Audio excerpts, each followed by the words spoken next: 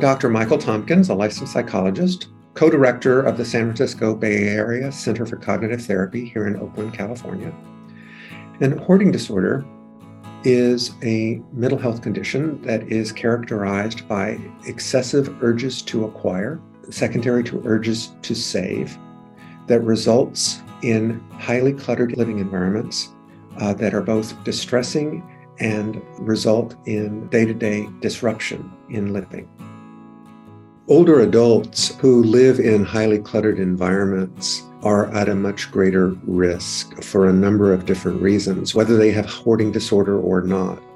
One is their ability to ambulate or move around in a highly cluttered environment is quite compromised, and so they're much more likely to slip and fall.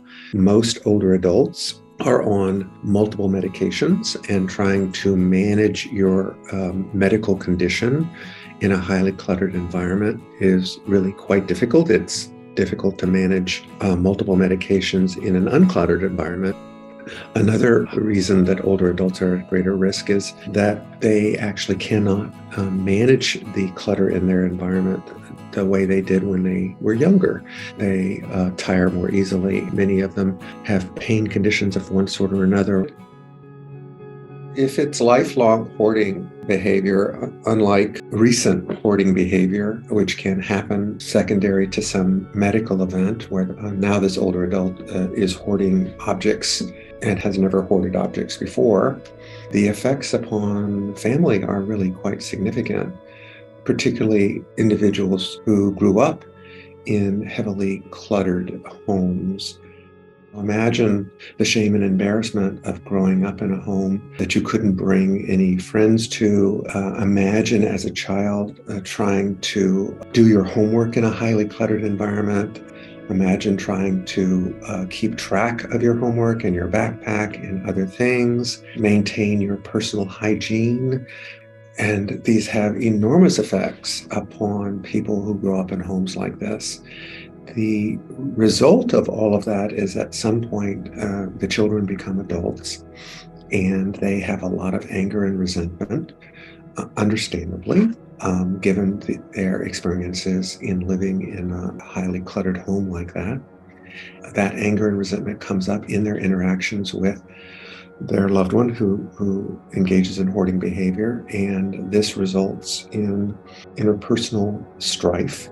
And this continues even after they leave. And all of that anger and distressed interpersonal relationships worsen the hoarding problem and increase the danger that an older adult faces because no one is actually monitoring their safety in their home, because the family members don't really want to have anything to do with them.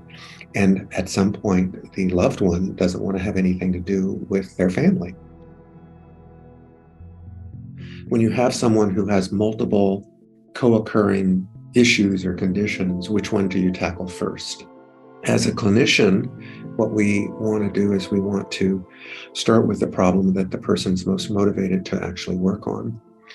At the same time, these other co-occurring conditions can present challenges to treating that problem, which in this case was hoarding disorder. Something like 70% of individuals with hoarding disorder have a co-occurring major depression. And those people who are suffering with a major depression have a low energy, low motivation, more easily fatigued, more easily frustrated, have thoughts that, what's the point, and are really quite hopeless. And so getting someone with a major depression to actually work on another problem is quite a challenge.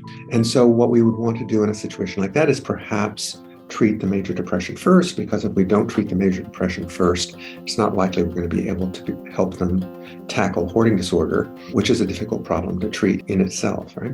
Other things like ADHD, something like a quarter to a third of individuals with hoarding disorder have a co-occurring attention deficit hyperactivity disorder. What we know about ADHD is that it's very difficult for people with significant ADHD to initiate and sustain tasks. And so even if they are open to help and we set up like a between session action plan or homework practice, if they have a co-occurring ADHD, they may not actually get around to doing that. It does not appear that medications that we currently have are really helpful in the direct treatment of hoarding disorder. However, we do have medications that are very effective in treating something like a major depression or treating something like an ADHD. In working with someone with hoarding disorder who has these other co-occurring conditions, there may be other treatments available that we would want to connect them with. There is a lot of work to be done in terms of getting the word out that this actually is a problem and that we have treatments for this problem, and dissemination of information is still surprisingly limited, actually. I would love to see more research about strategies, skills, interventions, techniques, but research to understand why more people don't seek help. Many individuals don't reach out for help because they're afraid that the situation will be discovered by authorities. And if authorities discover the problem, then things start to happen to the individual very quickly, out of their control, in which they actually may lose their living situation. We have effective treatments for many, many, many psychological problems.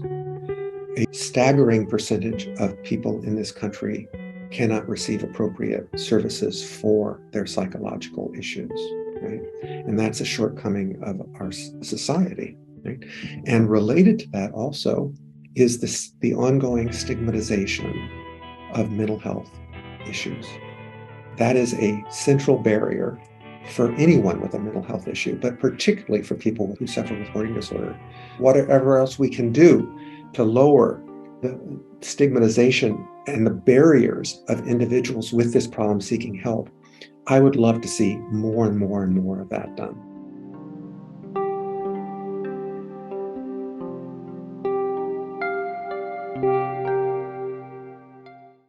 To take this course and learn about others, click on the link in the description and subscribe to this channel.